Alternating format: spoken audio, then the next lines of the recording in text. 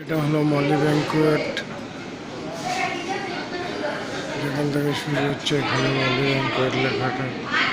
লোক আছে তাই সামনে গেলাম না। ব্যাংকুয়েটের সব আপনাকে দেখাবো। এটা হলো ককটেল অ্যান্ড মকটেল কাউন্টার।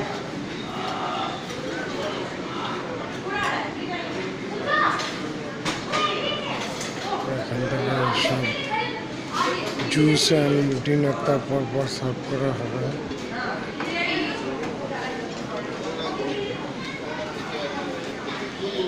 সাজানো হয়েছে খুব সুন্দর করে। আসনগুলো দেখো খুব সুন্দরভাবে সাজানো হয়েছে। এত সুন্দরভাবে সাজানো হয়েছে, খুবই সুন্দর, খুবই সুন্দর মনে হচ্ছে। নিজের ছবি পর্যন্ত একবার দেখলে বারবার এসে কিনে দেখতে ইচ্ছা হবে।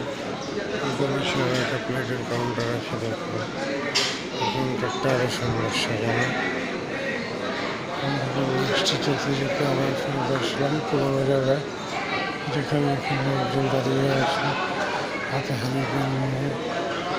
পুতুলের মতো একজন ঢোল বাজাচ্ছে, একজন সাথে একজন সে মুখ বন্ধ করে বসে আছে, আমাকে দেখে দিচ্ছে।